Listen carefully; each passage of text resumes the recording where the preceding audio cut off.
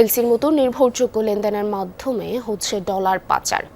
Over under invoicing, ভুয়া শিপমেন্টের মাধ্যমে করা হচ্ছে এই দুর্নীতি।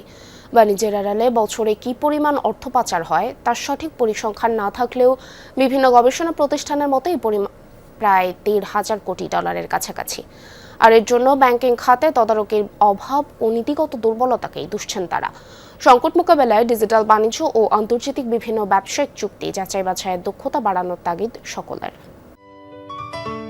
সিলন টি রপ্তানিতে শীর্ষে।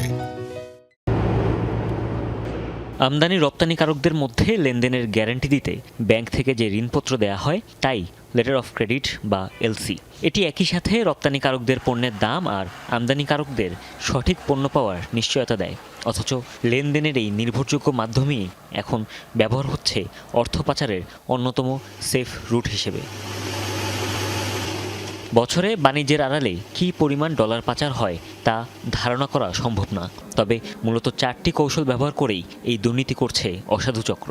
নথিতে পণ্যের আসল দামের চেয়ে বেশি বা কম দেখানো, ভুয়া শিপমেন্ট, একই চালানের একাধিক ইনভয়েস তৈরি অথবা পণ্যের মিথ্যা বিবরণ দিয়ে এলসি খুলে পাচার হচ্ছে ডলার। এলসির ক্ষেত্রে সবচেয়ে বেশি অনিয়ম হচ্ছে বস্ত্র, ধাতু, কৃষিপণ্য ও স্ক্র্যাপ ভেসেল খাতে। ট্রেড থেকে যেটা হয় সেটা হচ্ছে trade base money laundering. Actually under invoice, over invoice এইগুলি দিয়েই তো আসলে বেসিক্যালি ইম্পোর্টের ক্ষেত্রে আন্ডার ইনভয়েস এবং এক্সপোর্টের ক্ষেত্রে ওভার ইনভয়েস, এগুলি দিয়ে টাকা পাচারের যে ঘটনাগুলো, প্রত্যেকটা ব্যাংকই কিন্তু এখন এএমএল আছে। বাংলাদেশ ব্যাংকের এএমএল ডিপার্টমেন্ট আছে। এলসি অনিয়মের কারণে ট্রেড ফাইন্যান্সেও বাড়ছে জোরপূর্বক ঋণ। বিদায়ী অর্থবছরে ব্যাংকগুলোতে বিভিন্ন দেশে আমদানির বকেয়া বিল 300 কোটি ডলারের বেশি। অন্যদিকে রপ্তানির পরেও দেশে ফেরেনি 112 কোটি ডলার। যার মাধ্যমে মানি লন্ডারিংয়ের ঝুঁকি সবচেয়ে কম সেটাই কিন্তু এলসি। কিন্তু দেখেন আমাদের আলটিমেটলি এলসি ব্যবহার করেও কিন্তু এই জিনিসটা হয়েছে। তার মানে কি, আমরা ইফেক্টিভলি কমপ্লায়েন্সগুলো ঠিকমতো করতে পারছি না। সুতরাং এইটার যে দায় দায়িত্ব, রেগুলেটরও এটা দায় দায়িত্ব অ্যাভয়েড করতে পারবে না।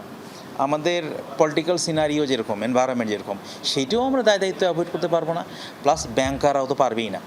গবেষকরা বলছেন বেশিরভাগ ব্যাংকগুলো এখনও এলসি প্রক্রিয়াকে রুটিন কাগজপত্র হিসেবেই দেখে, ঝুঁকি সম্পর্কে সচেতন নয়।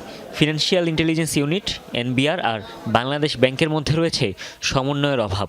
যদিও এসব অনিয়মের বিরুদ্ধে নিজেদের কঠোর অবস্থানের কথাই বলছে বাংলাদেশ ব্যাংক। ইনভয়েসিং বহুলাংশিক কমেছে, শূন্য হয়েছে, একথা আমরা দাবি আমরা করব না। আমাদের উদ্দেশ্য শূন্যতে নিয়ে যাওয়া। এখন কোনো ব্যাংক যদি যোগসাজশ করে আবার ওভার ইনভয়েসিং চালু করে, অবশ্যই তাদেরকে কঠিন শাস্তির আওতায় পড়তে হবে।